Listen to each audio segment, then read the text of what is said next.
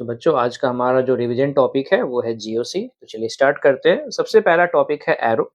Arrow हमें क्या बताता है? ये हमें मूवमेंट बताता है किसका? इलेक्ट्रॉन का। एरो में जो टेल होता है वो सोर्स बताता है, और जो हेड है वो हमें पोजीशन बताता है कि कहाँ पे इलेक्ट्रॉन मूव करके जाने वाला है। अगर फुल एरो है मतलब जिसमें डबल पॉइंट है, वो हमें दो इलेक्ट्रॉन का मूवमेंट बताता है, और जो हाफ एरो है वो हमें एक इलेक्ट्रॉन का मूवमेंट बताता है। ठीक है। अब यहाँ पे देखिए कि ए और बी के बीच में बॉन्ड ब्रेक हुआ, बी की तरफ मूव किया इसलिए बी पे माइनस चार्ज आया, और ए से इलेक्ट्रॉन लॉस हुआ इसलिए ए पे कौन सा चार्ज आया? प्लस चार्ज आया। तो यहाँ पे कुछ एग्जांपल्स हैं जिसमें आप एरो का मूवमेंट देख सकते हो, आपके नोट्स में भी है और वहां से भी आप देख लो। बाकी एरो का मतलब यही होता है।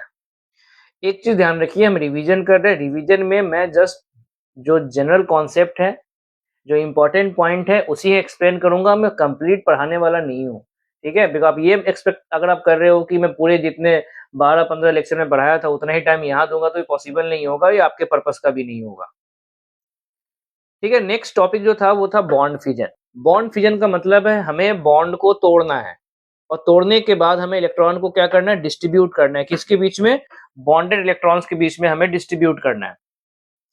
अब डिस्ट्रीब्यूशन जो है वो दो इलेक्ट्रॉन का इस तरीके से हो सकता है कि वन और वन इलेक्ट्रॉन का हो सकता है। ठीक है। जैसे मान लो यहाँ पे हमने दोनों एटम को एक एक इलेक्ट्रॉन दे दिया, या इस तरीके का भी हो सकता है कि वहां पे हम दोनों इलेक्ट्रॉन जो है वो एक ही एटम को दे रहे हैं। तो इक्वल डिस्ट्रीब्यूशन भी हो सकता है, अनइक्वल डिस्ट्रीब्यूशन भी हो सकता है। इक्वल डिस्ट्रीब्यूशन होगा तो क्या बोलेंगे? होमोलिटिक। और अनइक्वल डिस्ट्रीब्यूशन होगा तो उसको हम क्या बोलेंगे? हेट्रोलिटिक फिजन बोलते हैं। तो होमोलिटिक फिजन में क्या होता है? हम टू हाफ एरो को यूज करते हैं। जैसे यहाँ से एक इलेक्ट्रॉन यहाँ गया, यहाँ से एक इलेक्ट्रॉन यहाँ गया। ठीक है। और यहाँ से बॉन्ड तोड़ा तो एक एक इलेक्ट्रॉन यहाँ गया। अब होमोलिटिक फिजन को फेवर कौन करता है? तो लो डिफरेंस ऑफ इलेक्ट्रोनेगेटिविटी। अगर दो एटम के बीच में इलेक्ट्रोनेगेटिविटी का डिफरेंस कम है तभी ये फिजन होने का चांसेस ज्यादा होगा। बाकी heat, electricity, light and peroxide इसे फेवर करता है। ठीक है। एंड नॉन पोलर सॉल्वेंट और गैसियस फेज भी इसे फेवर करता है। नेक्स्ट है हेट्रोलिटिक फिजन। तो इसमें ने क्या बोला था? अनइक्वल डिस्ट्रीब्यूशन होता है, और ये तब होगा जब हाई डिफरेंस ऑफ इलेक्ट्रोनेगेटिविटी होगा, पोलर सॉल्वेंट होगा, जहां पे चार्ज पार्टिकल के लिए सॉल्वेशन इफेक्ट चल पाए। अब जब हेट्रोलिटिक फिजन होता है तो वहां पे हमें चार्ज मिलेगा। चार्ज अगर कार्बन पे पॉजिटिव है तो उसको कार्बोकैटायन बोलेंगे। ठीक है। और अगर निगेटिव आएगा तो क्या बनेंगे? कार्बन आयन बोलेंगे। और होमोलिटिक फिजन में कार्बन पे एक सिंगल इलेक्ट्रॉन आएगा तो उसे हम क्या बोलते हैं? फ्री रेडिकल बोलते हैं।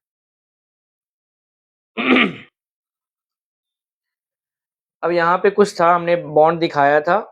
Predict the nature of bond fission for following indicated bond. अब देखो, ब्रोमीन ब्रोमीन में क्या है? डिफरेंस ऑफ इलेक्ट्रोनेगेटिविटी नहीं है तो होमोलिटिक है। कार्बन क्लोरीन में डिफरेंस है, हेट्रोलिटिक हो सकता है, ऊपर से पोलर सॉल्वेंट लिखा हुआ है। यहाँ पे हीट लिखा हुआ है, कार्बन क्लोरीन बॉन्ड, तो होमोलिटिक हो सकता है। और ऑक्सीजन ऑक्सीजन बॉन्ड में डिफरेंस ऑफ इलेक्ट्रॉन नहीं है तो होमोलिटिक होगा। जब होमोलिटिक फिजन होता है तो फॉर्मेशन ऑफ फ्री रेडिकल होता है, while in case of heterolytic fission cation मतलब कार्बोकटायन और कार्बन आयन का फॉर्मेशन होता है।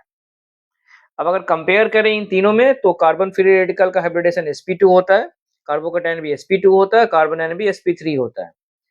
इसके पास 7 इलेक्ट्रॉन है, इसके पास 6 इलेक्ट्रॉन है, इसके पास 8 इलेक्ट्रॉन है। मतलब कार्बन आयन का ऑक्टेट कंप्लीट होता है, लेकिन कार्बोकटायन और कार्बन फ्री रेडिकल का वो इलेक्ट्रॉन डेफिशिएंट होता है।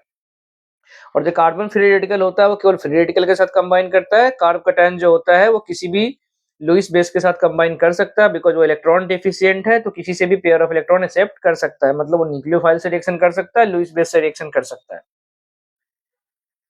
और जो कार्बन आयन है वो इलेक्ट्रॉन रिच मॉलिक्यूल है, बिकॉज उसके पास 8 इलेक्ट्रॉन है, वो नेगेटिव चार्ज है, तो वो किसी को भी इलेक्ट्रॉन डोनेट कर सकता है जो पेयर ऑफ इलेक्ट्रॉन एक्सेप्ट करता हो। मतलब वो लुईस एसिड के साथ रिएक्शन करेगा, लुईस एसिड के साथ रिएक्शन करेगा, या इलेक्ट्रोफाइल के साथ रिएक्शन करेगा, और उसका नेचर क्या होगा? वो बेस की तरह काम करेगा और न्यूक्लियोफाइल की तरह काम करेगा। मतलब कार्बोकैटायन और कार्बन आयन का नेचर एक जस्ट अपोजिट होगा।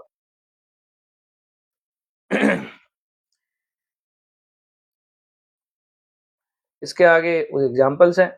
नेक्स्ट था इलेक्ट्रॉनिक इफेक्ट। इलेक्ट्रॉनिक इफेक्ट क्या होता है? जिसमें इलेक्ट्रॉन क्लाउड एक मॉलिक्यूल का आइदर टेम्पोररी और परमानेंटली डिस्टर्ब होता है किसी फेनोमेनन के कारण। अगर टेम्पोररी हुआ तो उसको हम टेम्पोररी इफेक्ट्स बोलेंगे, और अगर परमानेंट हुआ तो उसे हम परमानेंट बोलेंगे।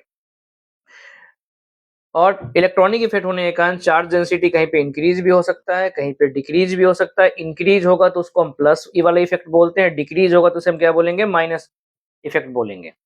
अब उसी में इंडक्टिव होगा तो प्लस आई माइनस आई आएगा, हाइपर कंजुगेशन होगा तो प्लस एच माइनस एच आएगा, रेजोनेंस होगा तो प्लस आर और माइनस आर आएगा। प्रायोरिटी देखा जाए तो रेजोनेंस का इफेक्ट ज्यादा होता है हाइपर कंजुगेशन से, हाइपर कंजुगेशन का ज्यादा होता है इंडक्टिव इफेक्ट से, और ये है ओ मतलब हेटेरो एटम्स का रूल है, ये रेजोनेंस से ज्यादा होता है। अब रेजोनेंस जो है वो हाइपोथेटिकल कॉन्सेप्ट है, इसमें क्या होता है, डीलोकलाइजेशन होता है किसका, पाई इलेक्ट्रॉन का और लोन पेयर का, और इस डीलोकलाइजेशन के कारण एक से ज्यादा लुईस स्ट्रक्चर बनता है, और इन्हें हम क्या बोलते हैं, रेजोनेटिंग स्ट्रक्चर बोलते हैं। And these are hypothetical structure and exist only on paper, ये केवल पेपर पे एग्जिस्ट करता है और कहीं पे एग्जिस्ट नहीं करता है। The structure which exist in nature is called as resonance hybrid, जो नेचर में मिलेगा वो रियल होगा और वो बनेगा रेजोनेटिंग स्ट्रक्चर कंट्रीब्यूशन से, और कंट्रीब्यूशन डिपेंड करता है उसके स्टेबिलिटी के ऊपर। ठीक है, जैसे मान लो आपके पास यहाँ पे देखो ये मेरा एक स्ट्रक्चर है, ये मेरा एक स्ट्रक्चर है, इन दोनों ने मिलके इसे बनाया है, तो ये रेजोनेंस हाइब्रिड है। ठीक है, और ये दोनों कौन है, वो रेजोनेटिंग स्ट्रक्चर है। और इन दोनों में कौन ज्यादा कंट्रीब्यूट करेगा, तो जिसका स्टेबिलिटी ज्यादा होगा वो रूल के हिसाब से हम डिसाइड करेंगे, जिसका स्टेबिलिटी ज्यादा होगा उसका कंट्रीब्यूशन भी क्या होगा, ज्यादा होगा। तो यहाँ पे ये लिखा हुआ है कि हाइपोथेटिकल पॉइंट का ये है कि जो रियल होता है उसको हम रेजोनेंस हाइब्रिड बोलते हैं, जो हाइपोथेटिकल होता है उनको रेजोनेटिंग स्ट्रक्चर बोलते हैं, और वो नेचर में नहीं मिलते हैं। रेजोनेंस हाइब्रिड जो होता है वो रियल होता है और नेचर में एग्जिस्ट करता है।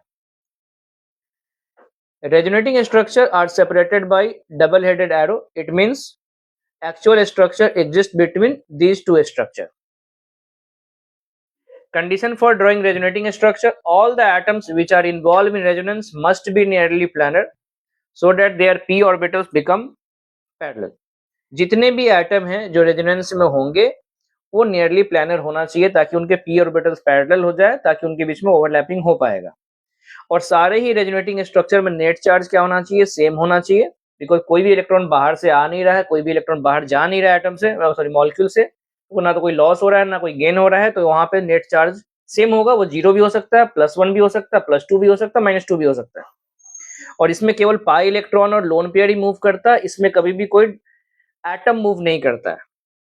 ठीक है, जैसे यहाँ पे ये है कि ये दोनों टॉटोमर, यहाँ पे देखो हाइड्रोजन एटम यहाँ से यहाँ पहुंच गया, CH3 की जगह CH2 हो गया, O की जगह OH हो गया, तो यहाँ पे पाई इलेक्ट्रॉन भी मूव कर रहा है। देखो डबल बॉन्ड O था, अब डबल बॉन्ड C है, तो पाई इलेक्ट्रॉन मूव किया लेकिन साथ में हाइड्रोजन भी मूव किया, इसलिए इसको हम रेजोनेंस नहीं बोलेंगे। तो ये तीन कंडीशन है, इनके बेसिस पे हम स्ट्रक्चर्स को रेजोनेटिंग स्ट्रक्चर बोलते हैं।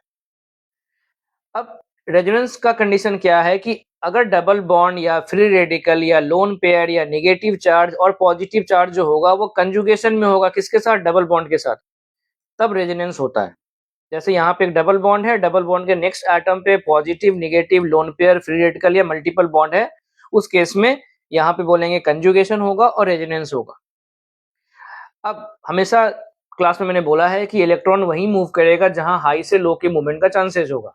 अगर सपोज कहीं पे सपोज पॉजिटिव चार्ज है सपोज कहीं पे जो है वो क्या है, पॉजिटिव चार्ज है, तो पॉजिटिव चार्ज में इलेक्ट्रॉन तो है नहीं, तो ऑब्वियस सी बात है डबल बॉन्ड नेगेटिव उसकी तरफ आएगा।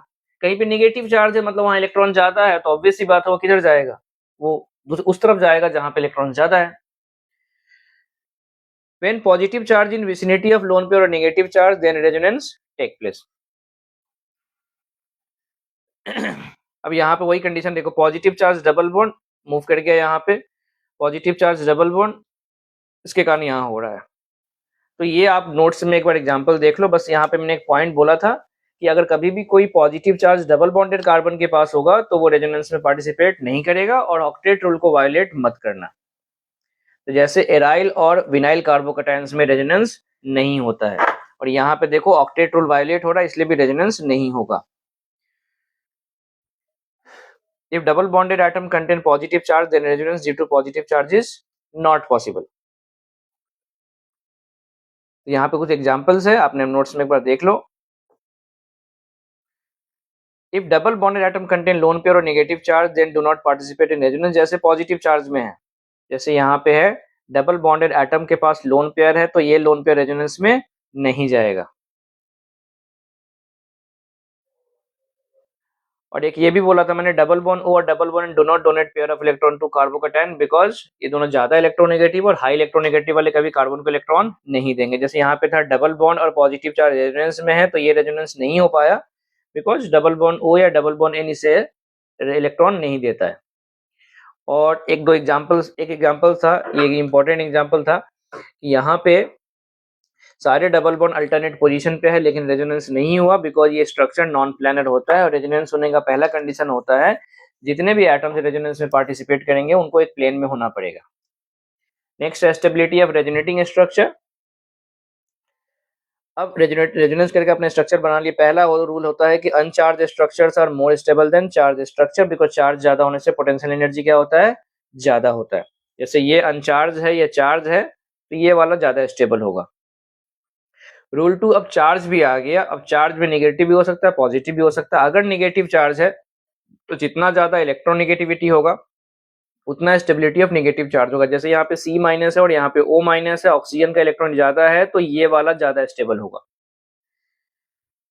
यहाँ भी वही है, C माइनस है, यहाँ पे O माइनस आया और यहाँ पे N माइनस आया तो सबसे ज्यादा ये स्टेबल होगा, फिर ये स्टेबल होगा और फिर लास्ट में ये आएगा because oxygen is more electronegative than nitrogen और उसके बाद ही कार्बन आएगा। और अगर एलिमेंट सेम ग्रुप को हो देन जिसका साइज ज्यादा बड़ा होगा उसका स्टेबिलिटी ज्यादा होगा। और अगर पॉजिटिव चार्ज आया तो सबसे पहला रूल आता है ऑक्टेट का। Octet complete structures are more stable than octet incomplete structure. Octet complete structures are more stable than octet incomplete structure. तो जितना ज्यादा आपका क्या बोल सकते हो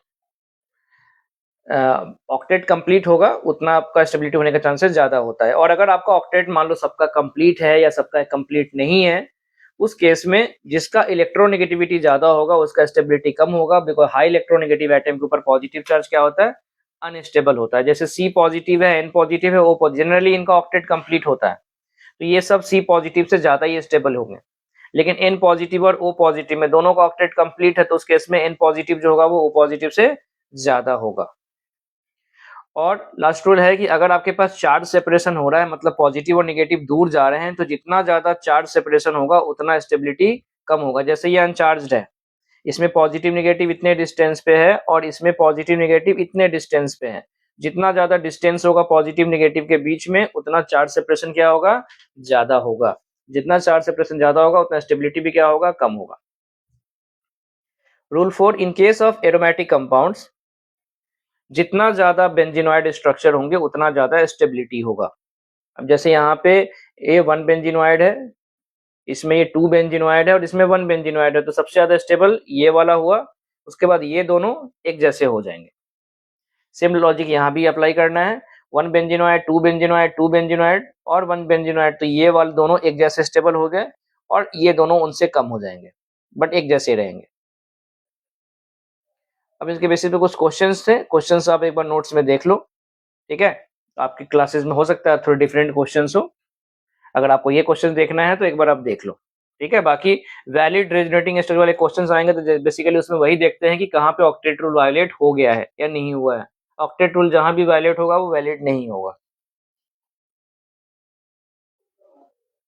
उसके बाद पॉइंट था रेजोनेंस एनर्जी। रेजोनेंस एनर्जी का मतलब होता है कि ये वो एनर्जी है जो रिलीज होता है ड्यू टू रेजोनेंस, ठीक है। और इसका कंपेयर करने के 2-3 तरीके हैं।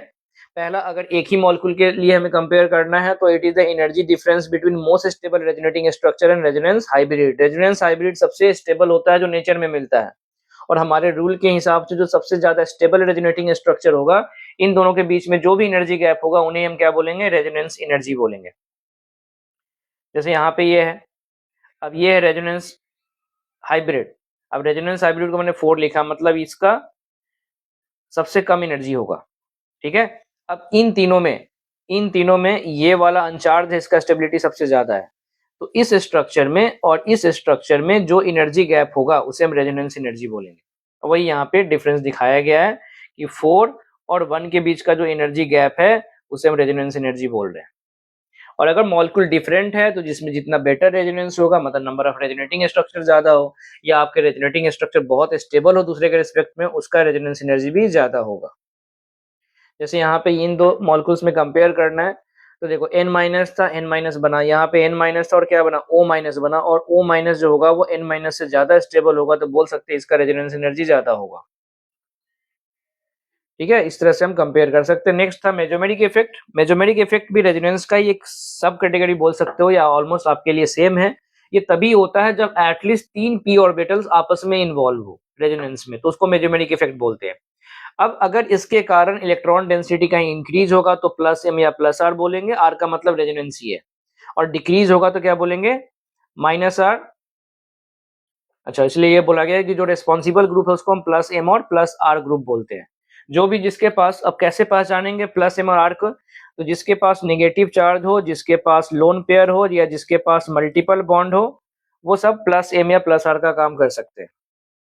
If due to resonance electron charge density decreases, उसको हम माइनस m या माइनस r इफेक्ट बोलेंगे, और रेस्पॉन्सिबल ग्रुप को माइनस m और माइनस r ग्रुप बोलेंगे। इसको पहचानेंगे कैसे, तो आपके पास वैकेंट ऑर्बिटल होने चाहिए, ठीक है, आपके पास पॉजिटिव चार्ज होना चाहिए, आपके पास multiple bond with high electronegative atom होना चाहिए। उस केस में आपके पास माइनस m या माइनस r होगा, और यहाँ पे वो ऑर्डर लिखा हुआ है जो मैंने आपको लिखाया हुआ है, आप यहाँ से आइडेंटिफाई कर सकते हो। और दूसरा एक इम्पॉर्टेंट पॉइंट है कि अगर कभी कोई प्लस m या प्लस r या माइनस r या माइनस m ग्रुप जो है वो बेंजीन रिंग से अटैच्ड है, उस केस में ये इफेक्ट केवल ऑर्थो और पैरा पोजीशन पे काम करता है, मेटा पोजीशन पे काम नहीं करता। मेटा पोजीशन पे उसका जो भी प्लस आई या माइनस आई होगा वो काम करेगा। ये कंडीशन लिखा हुआ है जो उसे हम आइडेंटिफाई करते हैं। नेक्स्ट था हाइपर कंजुगेशन। ये इफेक्ट केवल अल्काइल ग्रुप लगाता है, ठीक है। अब ये इफेक्ट कब होता है कि जब कभी भी आपके पास डबल बॉन्डेड कार्बन या कार्बोकैटायन या फ्री रेडिकल, मतलब आपके पास एक sp2 कार्बन आ जाए, और उस sp2 कार्बन का नेक्स्ट जो कार्बन होगा वो sp3 होना चाहिए, और इस कार्बन पे एटलीस्ट 1 हाइड्रोजन एटम होना चाहिए, उस केस में हाइपर कंजुगेशन होता है। तो hyper conjugation involve partial delocalisation of carbon hydrogen, and it is possible when carbon next to double bond positive charge or free radical contains hydrogen atom।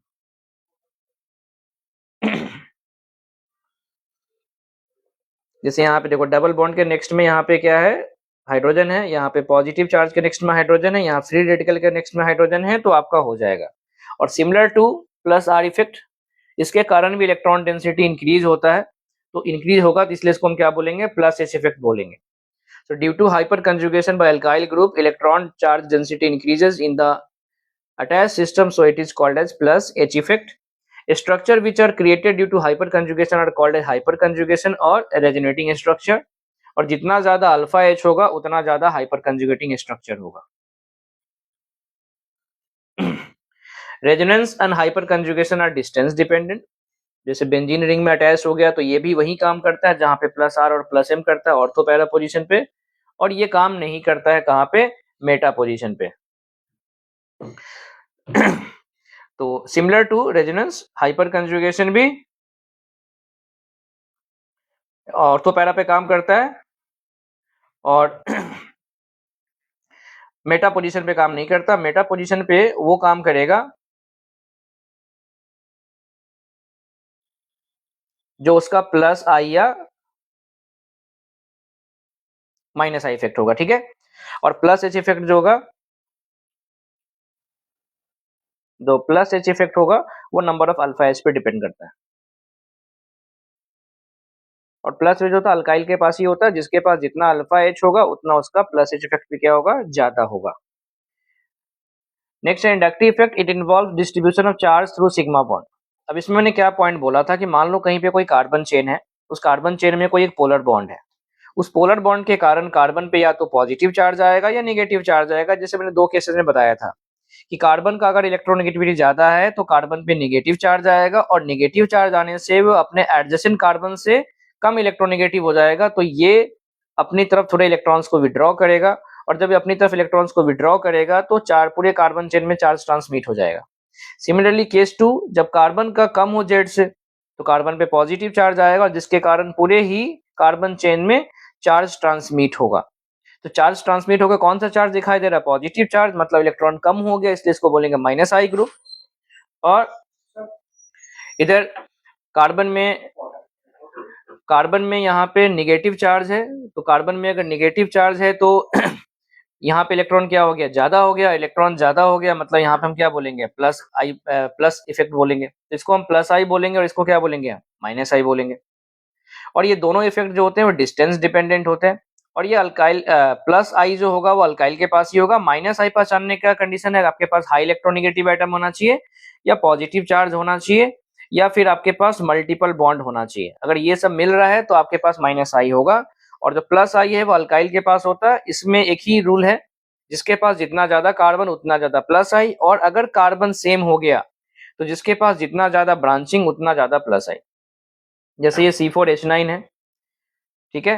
अब सबसे ज्यादा ब्रांचिंग किसके पास है? इसके पास है, इसलिए हम बोल सकते हैं कि ये सबसे ज्यादा क्या करेगा? ये प्लस आई लगाएगा। और जितना ज्यादा डिस्टेंस दूर होगा उतना ये इफेक्ट भी कम हो जाता है। माइनस आई इफेक्ट में ये लिखा हुआ देखो, पहले पॉजिटिव चार्ज वाले हैं, फिर मल्टीपल बॉन्ड वाले हैं, फिर हाई इलेक्ट्रोनेगेटिव एटम्स का ऑर्डर चल रहा है, और यहाँ पे प्लस आई का वो ऑर्डर है। और मैंने ये कुछ ऑर्डर स्पेशल बोला था, आप देख लो, ये कुछ ऑर्डर पे ध्यान देना। इस तरह के क्वेश्चंस में ऑर्डर आपको देखने को मिलेगा। In which of the following case inductive effect is not applicable. अब ये क्वेश्चन था, तो इंडक्टिव इफेक्ट तभी होगा जब मॉलिक्यूल में क्या मिलेगा? Polar bond. तो जैसे यहाँ पे कोई पोलर बॉन्ड नहीं है, सारे कार्बन sp3 हाइब्रिडाइज्ड है, तो कोई डिफरेंस ऑफ इलेक्ट्रोनेगेटिव नहीं मिलेगा, तो यहाँ पे कोई इंडक्टिव इफेक्ट नहीं होगा। In which of the following case minus I effect of alkene is observe. तो माइनस आई इफेक्ट अगर अल्कीन का लगाना है मतलब उसको ज्यादा इलेक्ट्रोनेगेटिव होना पड़ेगा, मतलब उसको अपने से कम इलेक्ट्रोनेगेटिव पे अटैच होना पड़ेगा। तो देखो यहाँ पे तो दोनों ही डबल बॉन्डेड है, यहाँ पे एक सिंगल बॉन्डेड है, तो यहाँ हो जाएगा। यहाँ पे ट्रिपल बॉन्डेड है, डबल बॉन्डेड है। ट्रिपल बॉन्डेड ज्यादा इलेक्ट्रोनेगेटिव है, तो ये माइनस आई लगाएगा, फिर यहाँ अल्कीन क्या लगाएगा? प्लस आई। मतलब ये इफेक्ट चेंज हो जाता है आपका सराउंडिंग चेंज होने से। In which of the following case ethyl group experiences minus I effect. तो माइनस आई एक्सपीरियंस करने के लिए उससे ज्यादा इलेक्ट्रोनेगेटिव लगाना पड़ेगा, और ज्यादा इलेक्ट्रोनेगेटिव कौन है? उससे सी पॉजिटिव है, तो यहाँ पे लग जाएगा। बाकी क्वेश्चंस आप वहां पे देख लो। उसके बाद है एप्लीकेशंस। एप्लीकेशंस में सबसे पहला आता है कार्बोकैटायन। कार्बोकैटायन सॉल्व करने का मैंने आपको सबसे पहला कंडीशन बताया था।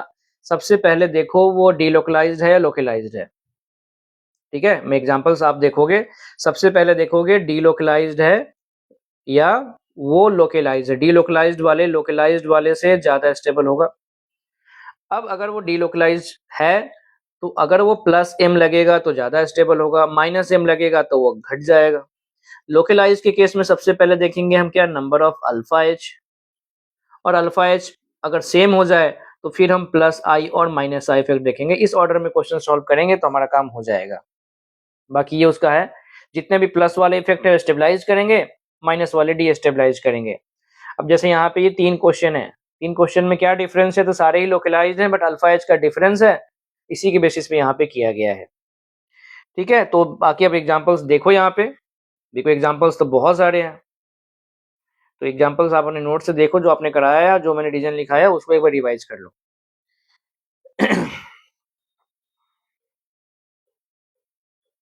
देखो पहले बोला मैं रिवाइज कराऊंगा। अच्छा, एक चीज ध्यान रखना ये है कि आपको हाइपर कंजुगेशन में जो कार्बोकैटायन यहाँ पे ब्रिज हेड पे होगा वो उतना ज्यादा स्टेबल नहीं होगा, बिकॉज उसको कोई स्पेशल इफेक्ट नहीं मिलेगा, ना रेजोनेंस ना हाइपर कंजुगेशन मिलेगा।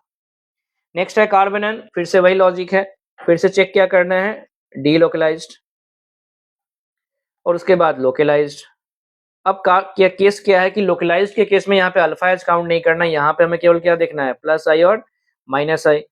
तो माइनस कार्बन आयन को जितने भी माइनस वाले इफेक्ट है, मतलब विड्रॉइंग इफेक्ट है, वो स्टेबलाइज करते हैं, इसलिए सारे माइनस वाले आगे आ गए और प्लस वाले कहाँ चले गए? पीछे। नो इफेक्ट का मतलब है ये सबसे कॉमन स्ट्रक्चर होगा सारे ऑप्शंस में, ठीक है। तो अगर माइनस एम लगेगा तो स्टेबलाइज होगा, माइनस आई होगा तो स्टेबलाइज होगा, लेकिन माइनस एम से कम होगा। और अगर प्लस आई या प्लस एच या प्लस एम लग जाएगा तो ये क्या होगा? ये सब डीस्टेबलाइज करेंगे। तो delocalized carbon ions are more stable than localized carbon ions. वही पॉइंट यहाँ पे लिखा हुआ है, जैसे ये डीलोकलाइज्ड है, ये लोकलाइज्ड है, और ये भी डिलोकलाइज्ड है, बट ये वाला ज़्यादा डिलोकलाइज्ड है, इसलिए सबसे स्टेबल होगा ये, फिर ये वाला होगा, फिर ये वाला होगा। अब ये एक इम्पॉर्टेंट क्वेश्चन है कि नेगेटिव ही है सब पे, सारे ही लोकलाइज्ड हैं, बट सबका हाइब्रिडाइजेशन अलग-अलग है। ये sp3 है, ये sp2 है और sp है triple bonded, double bonded and single bonded. Triple bond वाले ज़्यादा इलेक्ट्रोनेगेटिव है, तो ये सबसे स्टेबल होगा। और यहाँ पे कुछ ऑर्डर लिखा था, benzylic greater than allylic greater than 1 degree, 2 degree and 3 degree. बाकी एग्जांपल्स आप अपने नोट्स के देखो यहाँ पे।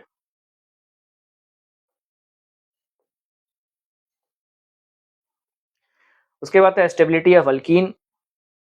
अल्कीन में क्या है, इसमें देखना है हमें क्या कि जो डीलोकलाइज्ड होंगे वो ज़्यादा स्टेबल होंगे लोकलाइज से, और अगर लोकलाइज्ड है तो फिर उसमें हमें क्या काउंट करना है, नंबर ऑफ अल्फा एच।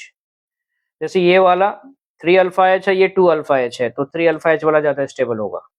अब जैसे यहाँ पे सारे ही लोकलाइज्ड है, बट सबका अल्फा एच अलग है, ये इसमें 4 अल्फा है, इसमें 10 अल्फा है और इसमें 7 अल्फा है, तो बोल सकते हैं 10 वाला ज़्यादा स्टेबल होगा 7 से, 7 वाला ज़्यादा स्टेबल होगा 4 से, तो बी, सी और ए आंसर होगा।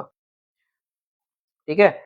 और इसमें एक और पॉइंट आएगा कि मान लो अगर अल्फा एच सेम हो गया, तो देख लो स्टेरिक रिपल्सन देख लो, या ये देख लो क्या एक ही कार्बन पे ज्यादा नंबर ऑफ अल्फा एच है क्या। तो यहाँ पे दोनों ही कार्बन पे 3-3 अल्फा एच है, यहाँ पे भी 3-3 है, और यहाँ पे एक ही कार्बन पे 6 अल्फा एच, तो ये ज्यादा स्टेबल होगा, इसलिए सी जो होगा वो ए और बी से ज्यादा होगा।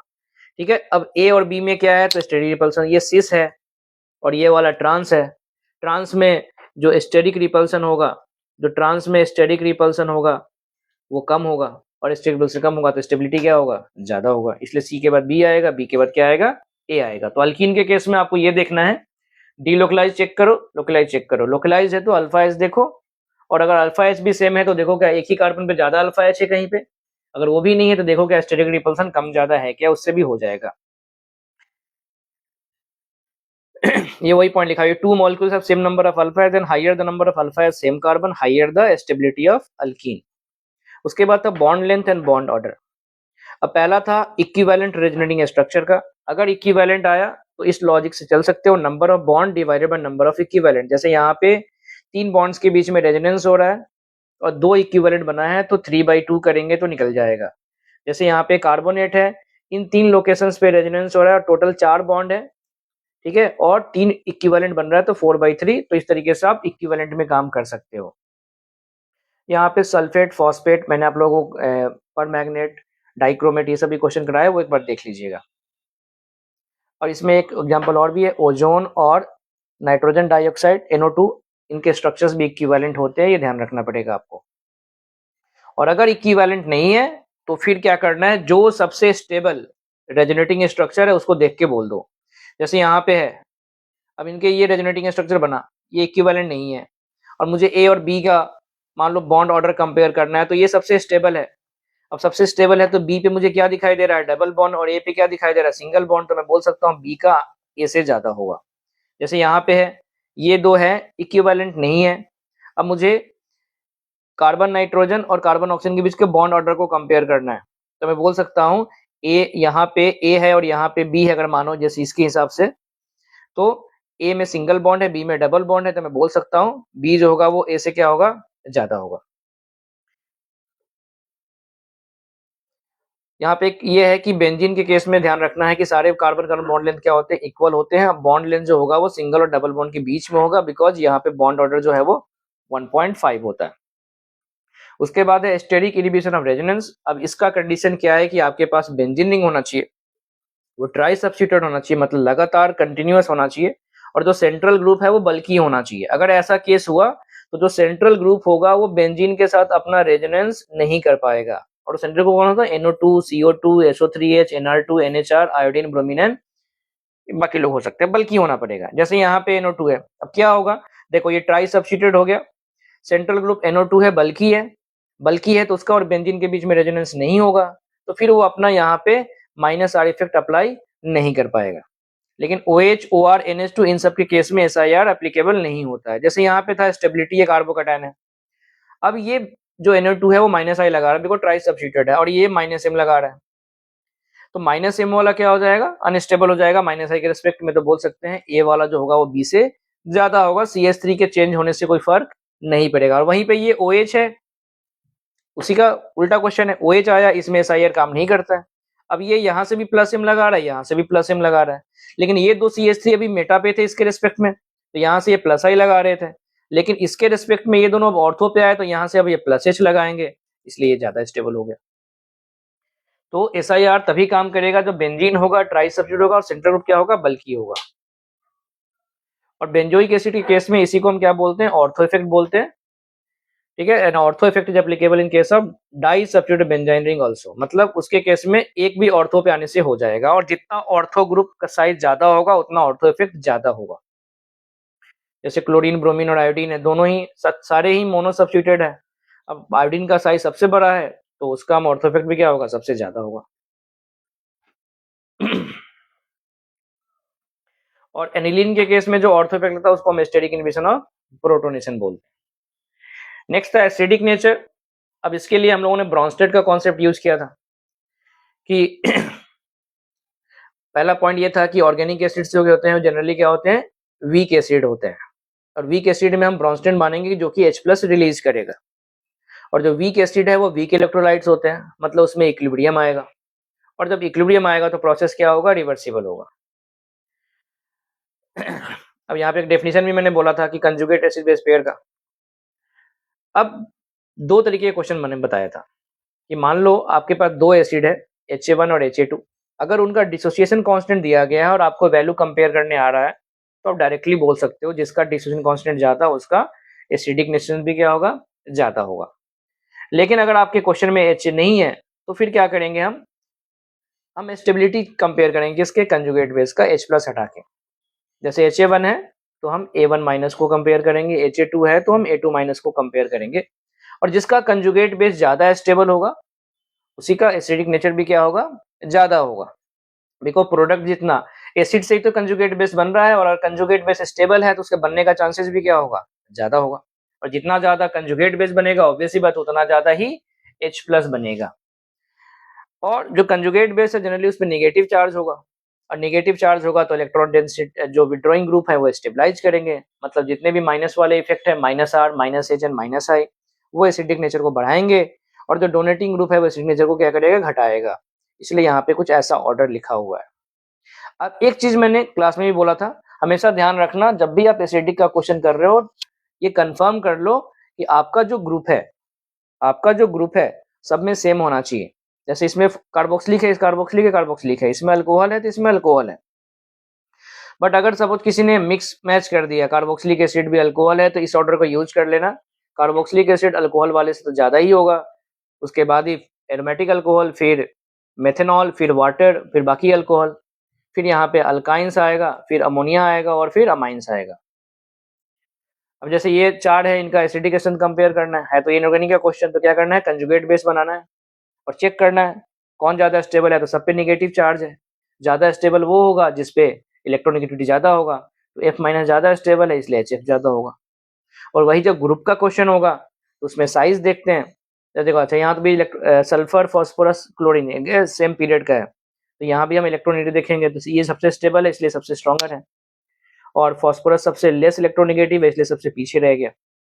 बट अगर आपके जो कंजुगेट बेस में नेगेटिव चार्ज जहाँ पे है वो ग्रुप में है, तो फिर तो साइज से रूल चलेगा। I-, आयोडीन फ्लोरीन से लेस इलेक्ट्रोनेगेटिव है, लेकिन I- ज्यादा स्टेबल है। क्यों? बिकॉज उसका साइज बहुत बल्कि है, बड़ा साइज है, जितना बड़ा साइज होगा उतना नेगेटिव चार्ज को बेटर एकोमोडेट करेगा, ये इसलिए आया है उसका आंसर। उसी बेसिस पे आप ये सब ऑर्डर भी एक्सप्लेन कर सकते हो। अब यहाँ पे देखो, इसमें कार्बोक्सिलिक एसिड है, क्या ग्रुप लगा, CH3+I, NO2-I, Cl-I, minus I वाले ज्यादा होंगे, NO2 का -I ज्यादा होता है क्लोरीन से, इसलिए B सबसे पहले, फिर C, फिर A आएगा। सिमिलरली यहाँ पे इफेक्ट चल रहा है। ठीक है, तो ये एग्जांपल्स देखो आप अपने कॉपी में, वहां पे जो भी रीजन आपने लिखा है उसको एक बार रिवाइज कर लो। और एक पॉइंट मैंने यहाँ बोला था, अल्काइंस अल्कीन से ज्यादा होता है, अल्कीन जो होता है वो अल्केन से ज्यादा होता है, due to difference of electronegativity. और ये एक इंपॉर्टेंट ऑर्डर है जो मैंने बोला था एनसीईआरटी में है, क्वेश्चंस में यूज करते हैं, उसके हिसाब से आप कर लेना। एक ये एग्जांपल इंपॉर्टेंट बनता है कि ऑर्थोनाइट्रोफिनॉल जो होता है वो पैरानाइट्रोफिनॉल से कम होता है, बिकॉज इसमें इंट्रामोलिकुलर हाइड्रोजन बॉन्डिंग होगा।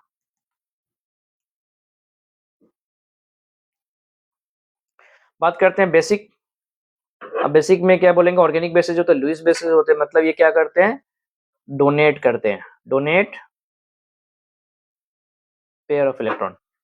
ठीक है, मतलब इनके पास या तो लोन पेयर होगा या क्या होगा, निगेटिव चार्ज होगा। अब पहला पॉइंट जो है कि जो लोकलाइज्ड लोन पेयर्स हैं वो ज्यादा बेसिक होंगे डीलोकलाइज से। ठीक है, और जो इलेक्ट्रॉन डोनेटिंग ग्रुप होंगे, मतलब प्लस वाले, प्लस एम प्लस एच और प्लस आई, वो आपको और ज्यादा इलेक्ट्रॉन देगा, मतलब आपका बेसिक स्ट्रेंथ क्या होगा, ज्यादा होगा। और जो इलेक्ट्रॉन विड्रॉइंग ग्रुप है वो आपके इलेक्ट्रॉन्स को कम कर देगा, इसलिए वो डिक्रीज कर देगा आपका। तो प्लस वाले सबसे आगे, फिर नो इफेक्ट, फिर माइनस आई और माइनस एम। बट क्वेश्चन में हमेशा ध्यान रखना है लोकलाइज और डीलोकलाइज का। डीलोकलाइज वाले लेस बेसिक होंगे, जैसे ये लोकलाइज्ड है और ये डीलोकलाइज है तो ये ज्यादा बेसिक होगा। यहाँ पे ये लोकलाइज्ड है, ये डीलोकलाइज्ड है, ये ज्यादा बेसिक होगा। अब यहाँ पॉइंट बोला था अमाइड्स हमेशा लेस बेसिक होता है अमाइन से, बिकॉज एमाइड्स का नाइट्रोजन हमेशा डीलोकलाइज होता है, अमाइंस का हमेशा नहीं होता है। तो aliphatic amines greater than aromatic amines greater than amides. ठीक है, जैसे यहाँ पे ये अमाइंस है, ये एरोमेटिक अमाइंस है, तो ये डीलोकलाइज्ड है, ये लोकलाइज्ड है, तो इसलिए ये ज्यादा हो गया। और ये एमाइड्स है तो सबसे पीछे रहा। अब जैसे देखो ये लोकलाइज्ड है, ये भी लोकलाइज्ड है, ये डीलोकलाइज्ड है, तो सबसे पीछे चला गया बी। अब इन दोनों में क्या डिफरेंस है, तो ये वाला डबल बॉन्डेड है, ये सिंगल बॉन्डेड है। डबल बॉन्डेड वाला ज्यादा इलेक्ट्रोनेगेटिव है, ज्यादा इलेक्ट्रोनेगेटिव होगा तो वो लेस बेसिक होगा, इसलिए सी पहले आया, बाद में कौन आया, ए आया। तो pyridine is less basic then aliphatic amines because उसका इलेक्ट्रोनिटी ज्यादा है। इसमें इंपॉर्टेंट क्वेश्चन जो है वो है डिग्री का, कि अगर आपके पास एलिफेटिक अमाइंस है तो टू गैसियस फेज में नॉर्मल ऑर्डर है 3 degree 2 degree 1 degree, but aqueous phase में ऑर्डर होता है 2 डिग्री 1 डिग्री 3 डिग्री या 2 degree 3 degree 1 degree, depending on the nature of R group. अगर मिथाइल है तो 2 डिग्री 1 डिग्री 3 डिग्री, और अगर इथाइल है, इथाइल होगा, अगर इथाइल है तो 2 डिग्री 3 डिग्री और 1 डिग्री होगा। ये ऑर्डर आपको याद रखना पड़ेगा। रीजन आपको लिखा हुआ है उसमें, कंजुगेट बेसिड का सॉरी कंजुगेट एसिड के स्टेबिलिटी का फैक्टर है, हाइड्रोजन बॉन्डिंग का है, स्टेरिक इनहिबिशन का है, इंडक्टिव इफेक्ट का है, ये सारे इफेक्ट यहाँ पे काम करेंगे। ठीक है, बाकी आप एग्जांपल्स यहाँ पे देख लो। अब इसमें एक पॉइंट आएगा ऑर्थो सब्स्टिट्यूटेड एनिलीन्स में, कि ऑर्थो सब्स्टिट्यूटेड एनिलीन्स जो होते हैं वो लेस बेसिक होते हैं, बिकॉज अपने मेटा और पैरा वाले से। In case of ortho-substituted anilines, basic nature decreases than meta and para isomers due to decrease in stability of conjugate acid। अब पॉइंट क्या है, ये NH2 है, ये G है, कोई भी ग्रुप हो सकता है H को छोड़ के। इसने H प्लस एक्सेप्ट किया, अब ये बन गया NH3 प्लस, और जब NH3 प्लस बना तो उसके और ऑर्थो ग्रुप के बीच में रिपल्सन हुआ, और ये जितना ज्यादा बल्कि होगा ये रिपल्सन उतना ज्यादा होगा, और रिपल्सन जितना ज्यादा होगा तो स्टेबिलिटी कम हो जाएगा, और स्टेबिलिटी कम होगा तो फिर ये इधर से इधर आएगा ही क्यों, आना ही नहीं चाहेगा, इसलिए बेसिक स्ट्रेंथ क्या हो जाएगा, कम हो जाएगा। तो जहां भी एसआईपी चलेगा स्टेरिक क्राउडिंग के ज्यादा होने से बेसिक स्ट्रेंथ कम हो जाएगा। नेक्स्ट है heat of hydrogenation. So heat of hydrogenation indicates amount of energy release during the addition of hydrogen to multiple bond. ठीक है, इसमें दो तीन पॉइंट्स हैं। पहला, जितना ज्यादा आपके पास पाई बॉन्ड है उतना ज्यादा एनर्जी ज्यादा रिलीज होगा, और अगर पाई बॉन्ड सेम है तो फिर आपको क्या देखना है, स्टेबिलिटी ऑफ अल्कीन देखना है। स्टेबिलिटी ऑफ अल्कीन जितना ज्यादा होगा हीट ऑफ हाइड्रोजनेशन कम होगा। जैसे यहाँ पे एग्जांपल है, ये है सिस टू ब्यूटिन, ये है टू ब्यूटिन, दोनों में डबल बॉन्ड सेम है, बट ट्रांस वाला ज्यादा स्टेबल है तो इसका हीट ऑफ हाइड्रोजनेशन क्या होगा, कम होगा सिस के रिस्पेक्ट में।